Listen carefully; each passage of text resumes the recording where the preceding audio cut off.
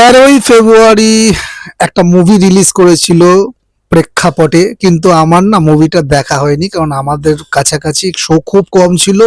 আর যে সময়টা ছিল সেই সময়টা আমার সময় হচ্ছিল না, তো অবশেষে মুভিটা আমার দেখা হয়ে গেছে। বিজয় নাম্বিয়ারের মুভি তু ইয়া মায়। তো তু ইয়া মায় মুভিটারই একটা ওভারঅল রিভিউ দেব। সবার আগে বলে দিই, এই মুভিটা একটা সার্ভাইভাল ড্রামা বলতে পারো, এবং এই মুভিটা দ্য পুল নামক এক থাই মুভি ছিল, তারই একটা রিমেক ভার্সন আমি বলবো।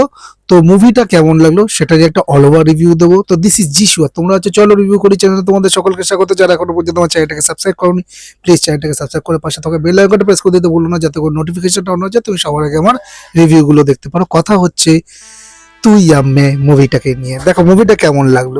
দুইজন সোশ্যাল মিডিয়া ইনফ্লুয়েন্সার, একজন মুম্বাইয়ের বস্তি থেকে আসা র্যাপার যেটা আদর্শ গৌরব প্লে করছে, এবং অন্যজন উচ্চবিত্ত ঘরের ফ্যাশন ইনফ্লুয়েন্সার যেটা সানায়া কাপুর প্লে করছে।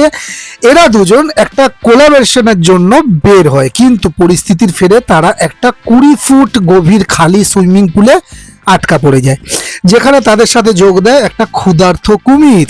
হ্যাঁ, এইবার আদর্শ গৌরবের অনবদ্য অভিনয় কিন্তু আমার দারুণ লেগেছে, তাকে আমার বরাবরই ভালো লাগে।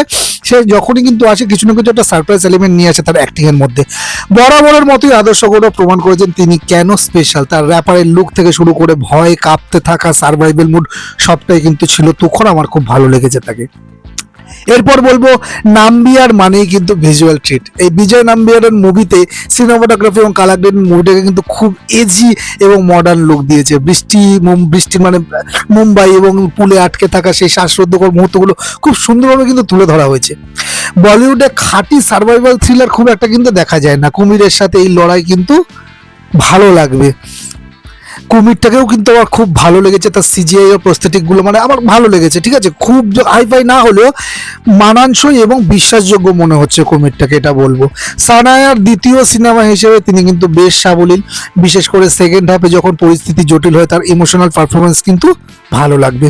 আচ্ছা, নেগেটিভ দিক যদি বলি, এই মুভিটা দেখো ফার্স্ট হাফে দুই চরিত্রের প্রেম এবং ব্যাক স্টোরি দেখাতে গিয়ে অনেকটা সময় নষ্ট করা হয়েছে। যারা কেবল থ্রিলার দেখতে চান তাদের জন্য কিন্তু শুরুটা একটু বোরিং মনে হতে পারে। আর সার্ভাইভাল মুভিতে কিছু লজিক্যাল ভুল থাকেই, এখানেও তার ব্যতিক্রম হয়নি। যেমন পুলের গভীরতা বা কুমিরের গতিবিধি অনেক জায়গায় অবিশ্বাস্য মনে হবে। সিনেমাটা মাঝে মাঝে কনফিউজ মনে হয় যে এটা একটা রোমান্টিক ড্রামা নাকি রক্তারক্তি থ্রিলার। দুটো জনরা একসাথে মেশাতে গিয়ে শেষের দিকে কিন্তু কিছুটা খেই হারিয়েছে বলবো। ফাইনাল ভার্ডিক যদি মুভিটাকে দিই, তুমি যদি টান টান উত্তেজনার কোনো মুভি দেখতে চাও এবং লজিক নিয়ে খুব বেশি মাথা না ঘামাও, তবে তুই ইয়া ম্যায় তোমার জন্য একটা ভালো ওয়ান টাইম ওয়াচ হতে পারে। বিশেষ করে আদর্শ গৌরব অভিনয় এবং বিজয় নাম্বিয়ার ইউনিক ডিরেকশনের জন্য কিন্তু এটা একবার দেখে নেওয়াই যায়। আমি এই মুভিটাকে রেটিং করব 3/5। মুভিটা কিন্তু আমার এক্সপেকটেশন লেভেলটাকে কিন্তু টাচ করতে পেরেছে। বিজয় নাম্বারের মুভি আমার ভালো লাগে, আদর্শ গৌরবের অ্যাক্টিং আমার ভালো লাগে, তো ভালো লেগেছে তাদেরকে। তো এই ছিল আমার সার্ভাইভাল মুভি তুই ইয়া মে মুভিটাকে নিয়ে। আমার দেখতে একটু লেট হয়ে গেলো, তাই অনেকেই দেখে ফেলেছে। যারা দেখে ফেলেছে তারা আমাকে কমেন্টের মাধ্যমে জানাতে পারো তোমাদের এই মুভিটা কেমন লেগেছে।